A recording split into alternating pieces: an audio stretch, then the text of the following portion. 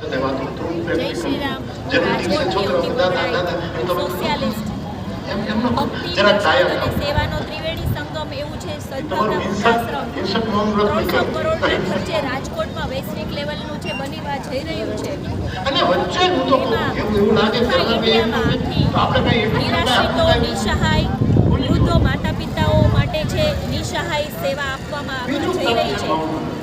રાજકોટના 150 foot ring રોડે જે 300 કરોડના ખર્ચે બનવા જઈ રહ્યું છે તે એક રાજકોટનું નસીબદાર કહેવાય રાજકોટ કે છે આ ઉમદા કાર્ય માટેનું વિચાર રાજકોટવાસીઓને આવ્યો અને એમાં જે ટ્રસ્ટ ચાલી રહ્યું છે તે લોકોના અત્યારે તે ટ્રસ્ટનું છે ને અત્યારે બીજો એક પણ સંકલ્પ છે કે ભારતભરમાં 150 કરોડ વૃક્ષો વાવવાના. દરેક ઇન્ડિયાના લોકો એક પોતાના નામથી એક વૃક્ષ વાવે.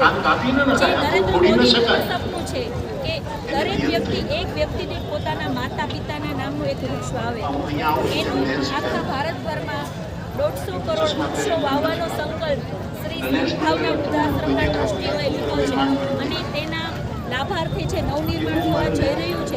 તેના નવનિર્માણના લાભાર્થી શ્રી મોરારીદાસ બાપુની અહીંયા રાજકોટમાં 5મા દિવસે જે કથા ચાલી રહી છે રોજ લાખો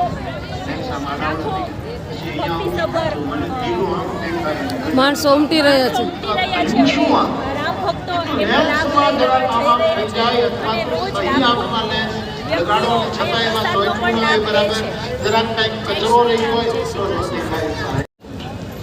હું રાજકોટથી બજરંગ સેના સૌરાષ્ટ્ર પ્રદેશ અધ્યક્ષ અવની પગડાઈ તેમજ રઘુવંશી સોશિયાલિસ્ટ અહીંયા છે રાજકોટના આંગણે રેસકોર્સ ખાતે છે વૈશ્વિક રામકથા ચાલી રહી છે.